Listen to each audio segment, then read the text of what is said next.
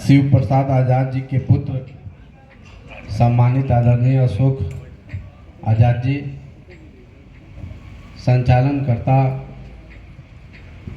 भाई गौतम बजाज जी, मंच पर विराजमान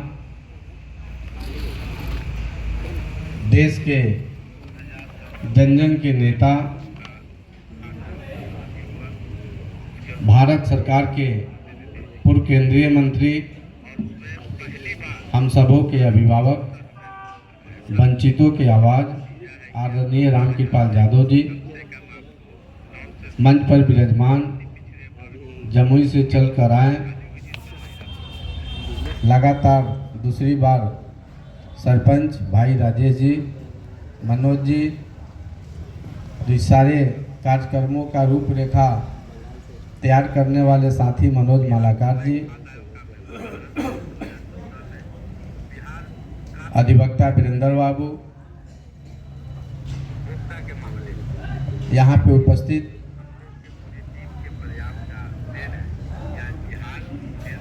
सभी हमारे माली समाज के साथियों, हमारे दूरदर्शन के कलाकार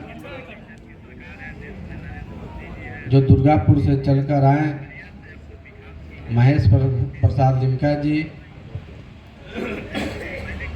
सभी सम्मानित साथियों, मीडिया के भाइयों, आज हम लोग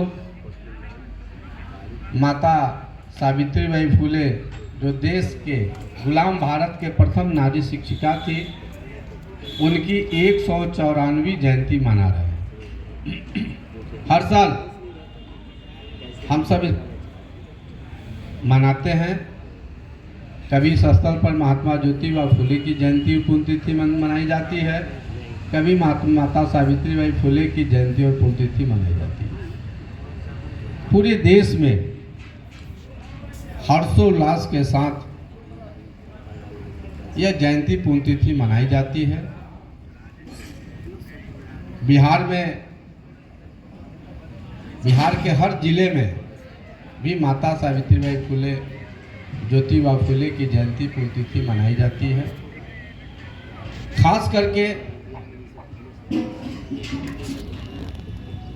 दो कार्यक्रम समाज के साथियों के सहयोग से कराने का काम किया था। मुजफ्फरपुर में भी भव्य कार्यक्रम ज्योतिबा फुले का कराने का हम लोगों ने काम किया था। पूरे बिहार में जहाँ भी हमारे समाज के लोग कार्यक्रम आयोजित करते हैं, हमें बुलाते हैं। बिहार के शायद ही कोई ऐसा जिला होगा जहाँ मैं नहीं पहुँचा हूँ। कभी न कभी किसी न किसी वर्ष निश्चित रूप से किसी न किसी जिला में जाते ही रहता हूँ। जब मुझे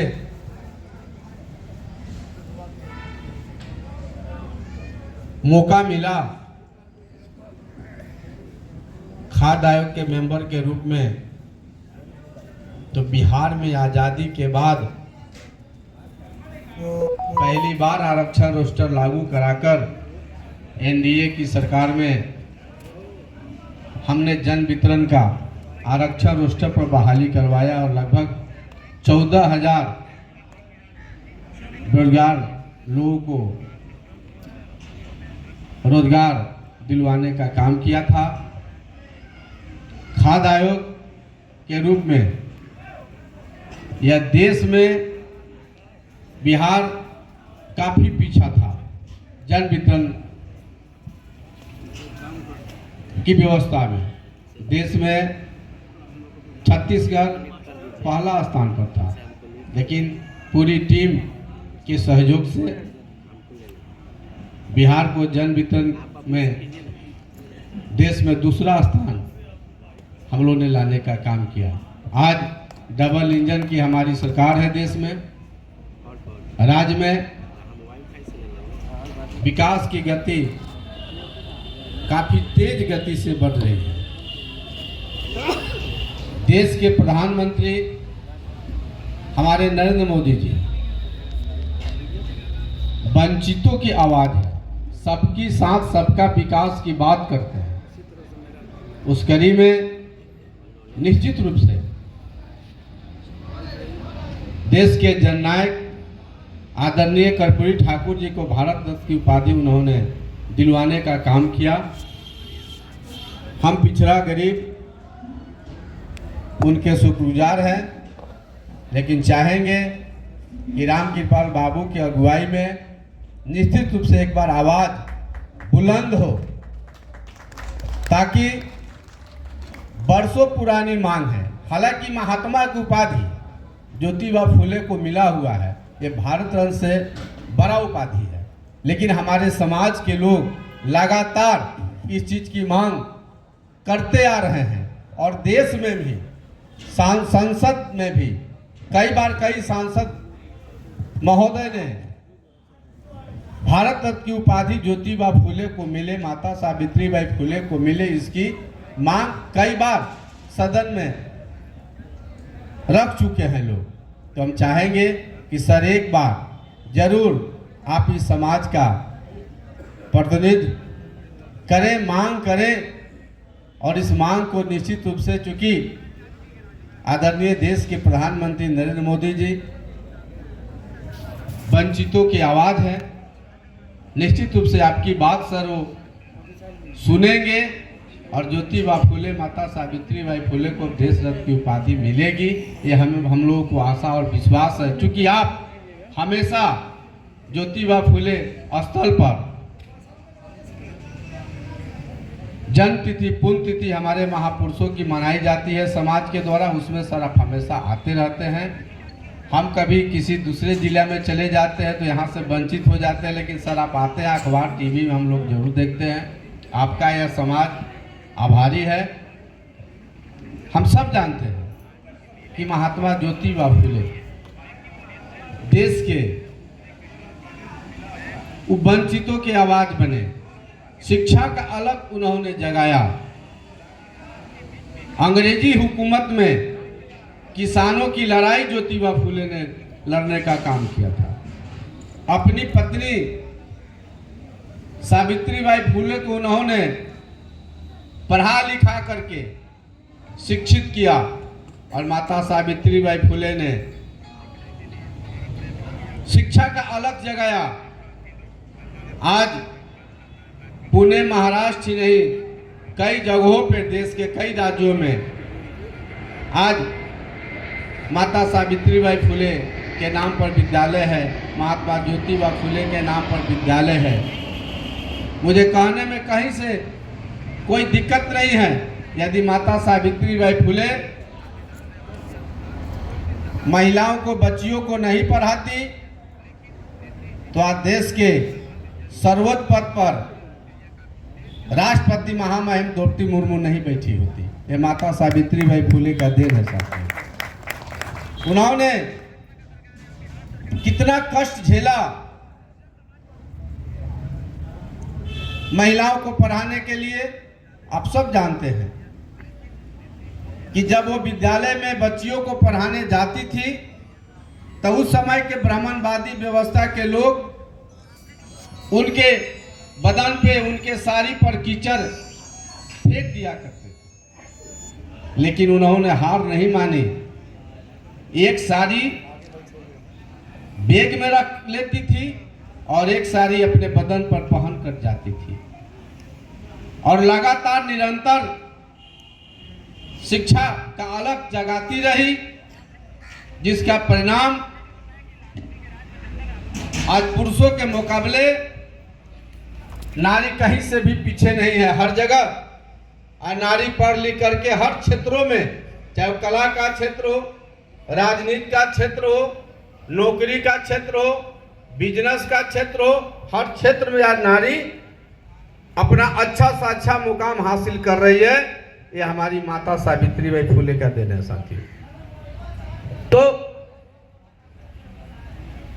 आप सब जानते हैं कि राजस्थान में ज्योतिबा फुले के नाम पर यूनिवर्सिटी है, महाराष्ट्र में है, महाराष्ट्र में भी कई योजनाएं ज्योतिबा फूले और माता सावित्रीबाई फूले के नाम पर चलाई जा रही है, झारखंड में भी चलाई जा रही है। हम चाहते हैं कि बिहार में भी महात्मा ज्योतिबा फूले और माता सावित्रीबाई फूले के नाम पर शिक्षण संस्थाएं में इनका निश्चित रूप से नामकरण हो और खास करके सरकारी विद्यालय में जो भी गर्ल्स हॉस्टल है वो माता सावित्रीबाई फूले के नाम पर हो, ये हमारा मांग है। हम निश्चित रूप से अपने कार्यक्रम कराने वाले साथियों से और मनोज जी से आग्रह करेंगे कि आप जो मेमोरेंडम कहीं भी सौंपें तो निश्चित रूप से एक लाइन जरूर जोड़ने का भाई कोशिश करें कि बिहार सरकार जहां भी गर्ल्स हॉस्टल महिला विद्यालय का स्थापना कर रही है, गर्ल्स हॉस्टल की व्यवस्था कर रही है, वो गर्ल्स हॉस्टल माता सावित्रीबाई फूले के नाम पर हो, ये मांग हम लोग की जानी चाहिए। हम आप सबों का अधिक समय ना लेते हुए निश्चित रूप से हमारे नेता आए हैं, वंचितों को आवाज है, राम कृपाल बाबू, और आज से नहीं है, उस समय से हैं जिस समय कमजोर तबका को बोलने की आजादी नहीं थी, बैठने की आजादी चौकी खटिया पर नहीं थी। उस समय के नेता है राम कृपाल बाबू, तरारी में भी सर गए थे उपचुनाव में, हमने पार्टी कार्यालय पर इनका स्वागत किया था। कई जगहों पर जहां मिलते हैं हम लोग, हम इनका स्वागत करते हैं, अभिनंदन करते हैं, बहुत जोश से इनसे मिलते हैं। आज भारतीय जनता पार्टी में मुजफ्फरपुर जिला में काम कर रहे हैं, वर्कर के रूप में, जिला उपाध्यक्ष भारतीय जनता पार्टी के रूप में काम कर रहे हैं।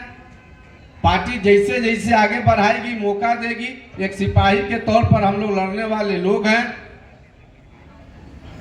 निश्चित रूप से साथियों, आप सब एकत्रित होइए, जगिए, जहां भी रहिए। हम तो कई बार आप लोगों को कहे हैं कि अपने अपने क्षेत्र में एमएलए एमपी से मिलिए, अपने समाज की वकालत कीजिए, माता सावित्रीबाई फूले, ज्योतिबा फूले के नाम पर कुछ ना कुछ उनसे अपने उनके क्षेत्र में करवाइए। जब कुछ मांगिएगा तब तो कोई देगा। और जहां भी कार्यक्रम करें निश्चित रूप से अपने लोकल एमपी एमएलए को बुलाएं। आप सब जानते हैं कि हम कितने संघर्ष करके इस मुकाम पर आए हैं। पहले पैक्स के अध्यक्ष बने, फिर हमारी वाइफ सरपंच बनी, फिर हम जनरल सीट से जिला पार्षद बने, आज हमारी वाइफ मुखिया है। हम इसके पहले बिहार राज्य एनडीए की सरकार में बिहार राज्य खाद्य आयोग के मेंबर रहे, हम एमएलए और एमएलसी प्रतिनिधि रहे साहेबगंज से, हम सांसद प्रतिनिधि वैशाली लोकसभा बीना देवी के लगातार हैं। तो संघर्ष कीजिएगा, आपकी पहचान बनेगी। हम जब हमारे एमएलए साहेबगंज के राजू सिंह जी जब चले गए थे मांझी जी के साथ जेडीयू छोड़कर के, नीतीश जी कहे कि साहेबगंज तैयारी करो, और लगातार हम तैयारी किए। संजोग से टिकट नहीं मिला, कोई बात नहीं है, लेकिन जब आप संघर्ष कीजिएगा तो आपकी पहचान बनेगी। एकता रखिएगा, एकता में बल है, एकता रखिए। महात्मा फूले कहे थे कि शिक्षित बनो, संगठित हो और संघर्ष करो। तो जब आप शिक्षित बनिएगा तो देश दुनिया का जानकारी प्राप्त होगा, संगठित रहिएगा तो आपकी ताकत होगी, और संघर्ष कीजिएगा तो जिस क्षेत्र में भी संघर्ष कीजिएगा उस क्षेत्र में आपकी पहचान बनेगी और आपका पूछ बढ़ेगा, और आने वाला कल निश्चित रूप से आपका होगा। मैं इतना ही बात कहकर अपनी वाणी को विराम देता हूं, और फिर से अपने नेता आदरणीय रामकृपाल यादव जी से आग्रह करते हैं कि सर एक बार जरूर बिहार में माली समाज के आप आवाज बने और महात्मा ज्योतिबा फूले, माता सावित्रीबाई फूले को भारत रत्न की उपाधि मिले। मैं यही मांग करते हुए, और मेरा समाज आज़ादी से लेकर सर अभी तक राजनीति में हाशिए पर है। हम लोग तो संघर्ष करके, बहुत से साथी हमारे आरक्षण का लाभ लेकर के मुखिया सरपंच जिला पार्षद बने हैं, लेकिन अभी तक इस समाज का कोई भला हो, इसकी वकालत करने के लिए बिहार विधान परिषद में और बिहार विधानसभा में अभी तक ये समाज नहीं जा पाया है। सर, हम निश्चित रूप से आपसे आग्रह करेंगे कि समाज को भी वहां तक पहुंचने का मौका मिले, सदन में माली समाज का भी प्रतिनिधित्व हो। आप सर इसकी अगुवा बने। मैं इतना ही बात कहकर अपनी वाणी को विराम देता हूं। कार्यक्रम आयोजक को बहुत बहुत धन्यवाद। पुनः माता सावित्रीबाई फुले और ज्योतिबा फुले के चरणों में श्रद्धा सुमन अर्पित करते हुए अपनी वाणी को विराम देता हूं। जय फुले। बहुत बहुत धन्यवाद आदरणीय रामनरेश मालाकार जी। आपने जो जोशीला भाषण दिया, हम सब युवाओं को और तमाम जो बैठे यहाँ बुजुर्ग हैं, सम्मानित सदस्य हैं, उनको एक जरूर आदर्श प्राप्त हो रहा है।